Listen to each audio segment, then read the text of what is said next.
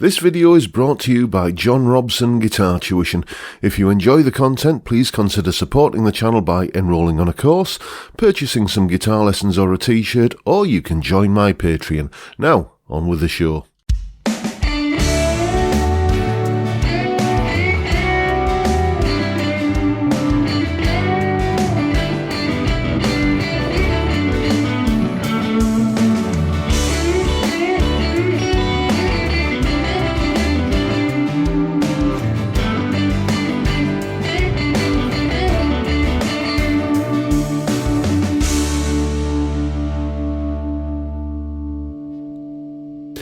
Hello chaps, welcome once again to John Robson Guitar Tuition. As always, I do hope you're well. That was me having a go at the solo from a song called Can't You See, which comes from the eponymous debut album by the Marshall Tucker Band, which was released in '73. I've had a few requests to do this band in general and that song in particular. One person requested that song in particular, so I took a listen to it and I thought, yeah, why not? That's what the solo sounds like, and here's a little bit of an explanation about what's going on in the solo. Solo explanation. Okay then, so as always, starting with what is the solo played over. It's basically this chord sequence: a D, going to a C, going to a G, and then back to a D again. You know, it's an old chestnut, this chord sequence. It's Sweet Home Alabama, it's Sweet Child of Mine, and it's this one as well. Basically played like this, about 80 beats per minute-ish.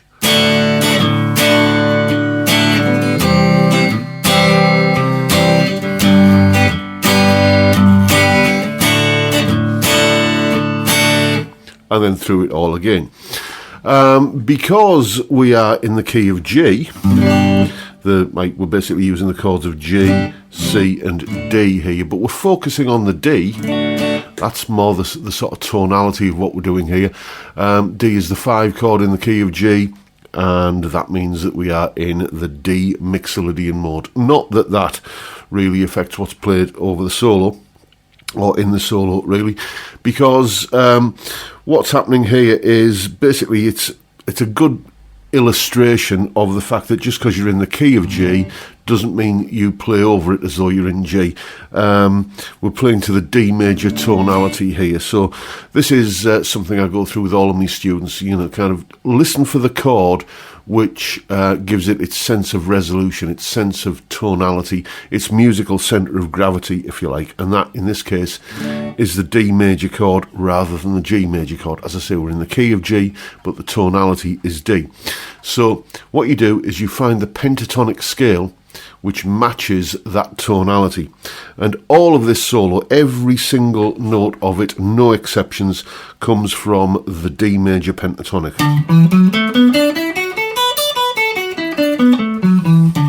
which you can also think of as the B minor pentatonic. There's a B note there. With this pattern here, I've mentioned this plenty of times, but just a little reminder.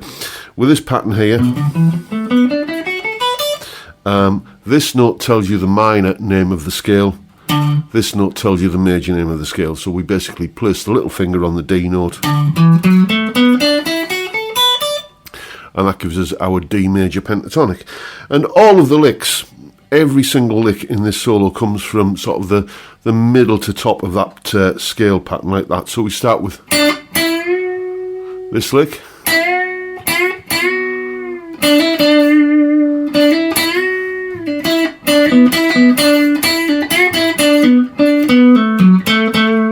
so just all kind of coming straight out of that middle part of that scale.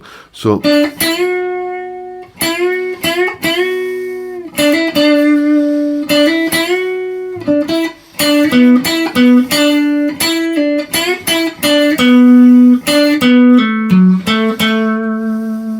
and that's the first half of the solo. The second half of the solo kind of starts with something that is, I think of this to this day as the Chuck Berry lick. Even though Chuck Berry would play it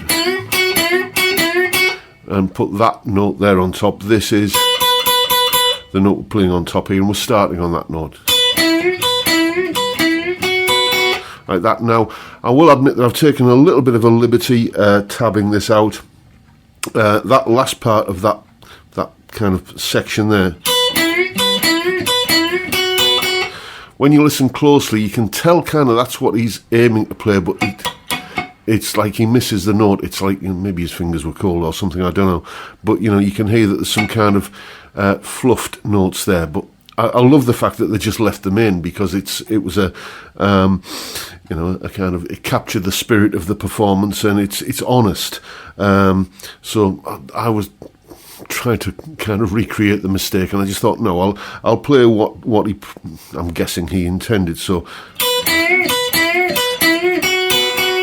and then we got, let me play it in context.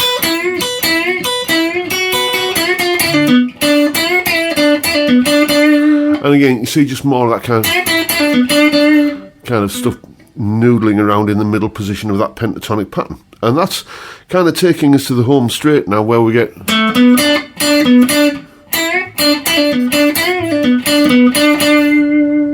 like that, just lots and lots of kind of licks based around that bend there. You're bending up to the F sharp, which is part of the major third of the D major tonality. So a very, very effective little solo. As I say, I love the fact that they left in what I'm assuming was just a little kind of flubbered note in the middle of that lick, but it's you know, the flow of it doesn't interrupt the kind of fluency of it, and you know, it's just a very effective, very accessible solo, and just shows what you can achieve with a simple little pentatonic box pattern.